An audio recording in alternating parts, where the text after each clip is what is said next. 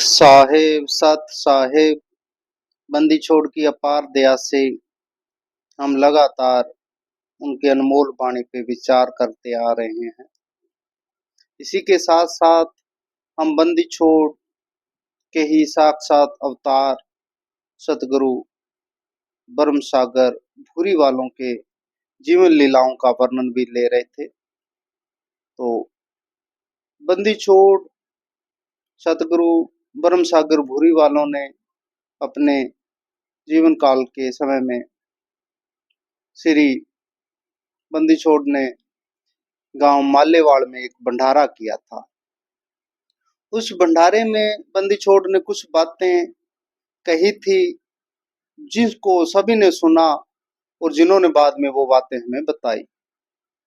बंदी छोड़ ने एक बात बोली कि ऐसा भंडारा हमने काशी धाम में किया था, कबीर साहब के रूप में किया था। जब कबीर साहब ने भंडारा किया, केशव बन के बंदी छोड़ आए, उस समय की बात बोली और ऐसा ही भंडारा आज हमने मालेवाड़ में किया है, ऐसा उनका वचन था। ये दोनों जगह हमने भंडारे किए। और फिर एक वचन और बोला कि जो काशी धाम से बिछड़े हंस थे, उनको तारने के लिए, उनको छुड़ाने के लिए हम छुड़ानी धाम में प्रकट हुए थे और छुड़ानी धाम से बिछड़े हुओं को तारने के लिए हम इस दूनी के इलाके में रामपुर धाम में प्रकट हुए। कहने का भाव क्या है? कहने का भाव है कि उन्होंने अपने मुखार बिंद से ही अपना भेद दिया, जिसको हम सभी मानते हैं कि बंदी छोड़ कबीर साहब जी के ही रूप बंदी छोड़ सतगुरु गरीबदास जी महाराज हुए और उन्हीं के ही रूप बंदी छोड़ सतगुरु ब्रह्म सागर भूरी वाले जी हुए। इसमें किसी को भी कोई शंका नहीं है, और जिसको शंका है फिर उसको हमारे जो बंदी छोड़ की परंपरा का कोई भी ज्ञान नहीं है। तो बंदी छोड़ सतगुरु ब्रह्म सागर भूरी वालों के जो दिव्य जीवन था उसके विषय में बात करते हैं। तो बंदी छोड़ का जो अवतार दिवस है, जो प्रगट दिवस है, बंदी छोड़ भादों की जो कृष्ण जन्माष्टमी है, उस दिन रामपुर धाम में प्रकट हुए। एक गणना के अनुसार उस दिन 22 अगस्त 1862 22 अगस्त 1862 दिन बुधवार को बंदी छोड़ रामपुर धाम में सुबह ब्रह्म मुहूर्त में जन्माष्टमी वाले दिन प्रकट हुए थे। इनकी पूज्य माता जी का नाम भोली देवी जी था, जो रामपुर के पास में गांव है सागपुर, वहां के चौहान परिवार की लड़की थी। और इनके पिता का नाम जो था बीरू राम जी पोसवाड़ था। उनके घर में बच्चे के रूप में बंदी छोड़ सतगुरु ब्रह्म सागर भूरी वालों का अवतार हुआ। अवतार से लगभग 1 साल पहले माता भोली देवी जी को एक दिव्य ज्योति हर रोज दर्शन देती थी। हर रोज उस ज्योति के इनको दर्शन होते थे, पर जैसे बच्चे के रूप में बंदी छोड़ प्रकट हुए, वो ज्योत दिखना बंद हो गई। जब बंदी छोड़ 4-5 साल के हुए, तब माता ने एक दिन ऐसे ही कहा कि तेरे जन्म से पहले ना मेरे को ज्योति नजर आती थी, और अब वो बाद में कभी ज्योति दिखाई नहीं दी। वहां पर अब भी वो अखंड ज्योत चल रही है रामपुर धाम में, आप दर्शन करना कभी जाके। तो बंदी छोड़ मुस्कुराने लगे। उनको क्या पता वो दिव्य ज्योति जो दिखाई देती थी वो बच्चे के रूप में उनके सामने प्रकट है।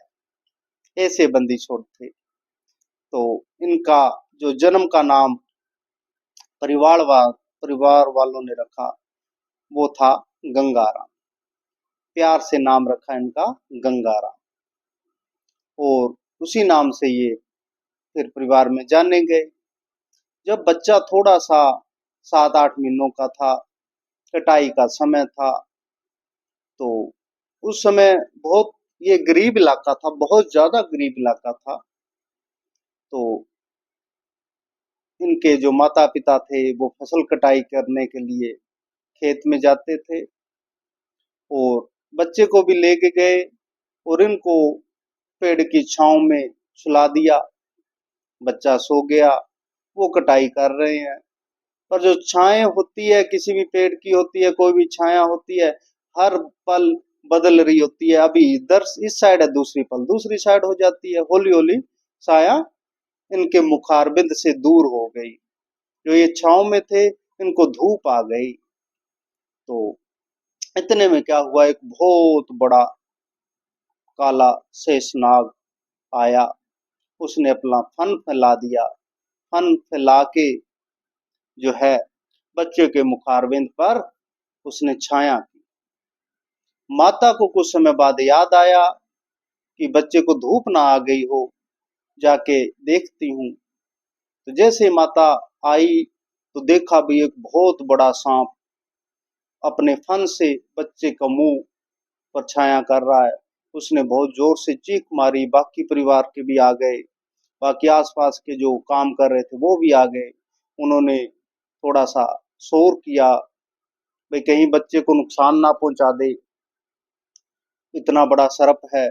उनकी बात सुन के सर्प पता नहीं कहां पर लुप्त हो गया और बच्चे को उठाया गया। बच्चे को कोई भी नुकसान नहीं हुआ। तो ऐसे बंदी छोड़ थे, देखो उनकी सेवा करने के लिए शेष नाग प्रकट हो गए। तो वो साधारण हस्ती नहीं थे।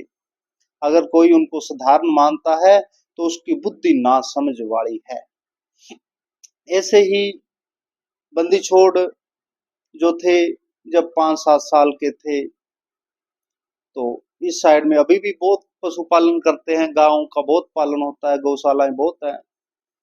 तो गौ माता को चराने के लिए जंगल में जाते थे, क्योंकि बिल्कुल रामपुर के साथ में तो जंगल है ही है। तो गायें चराने के लिए जाते थे, और ये जाते थे।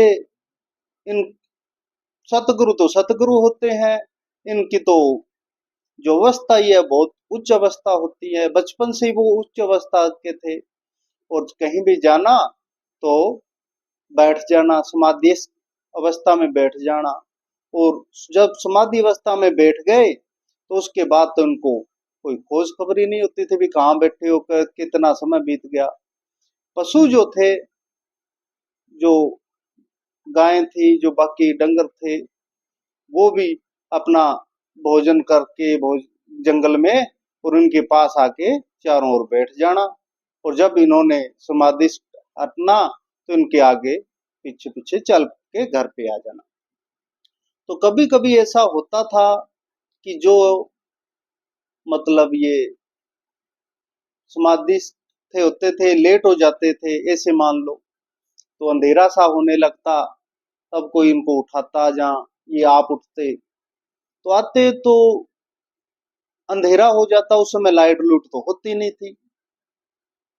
तो जब ये आके पशु को बांधने के लिए इन जहां पर अब रामपुर धाम में एक तो अवतार स्थान, दूसरी जगह है जहाँ पे कुटिया है, जहाँ पे भंडारा चलता रहता है, उसको डोई वाला बाड़ा बोलते थे। इनका, इनके परिवार का वो जगह थी। तो वहां पर ये आके पशुओं को बांधा करते थे। तो जब अंधेरा था, पर ये जब बांधने लगते थे, जब खूंटों के पास पशु बांधते थे, तो ऑटोमेटिक वहां पर रोशनी हो जाती थी।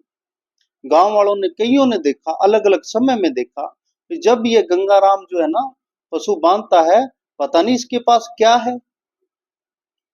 मैंने तो कभी देखा नहीं, पता नहीं ये लालटेन रख कहाँ पे रखता है, गुप्त रखता है, क्या बात है।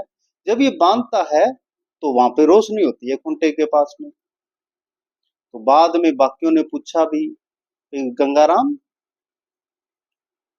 जब तू पशु बांधता है अंधेरे में, तो वहां पे रोशनी कैसे होती है। तो बंदी छोड़ हंस के टाल जाते बात।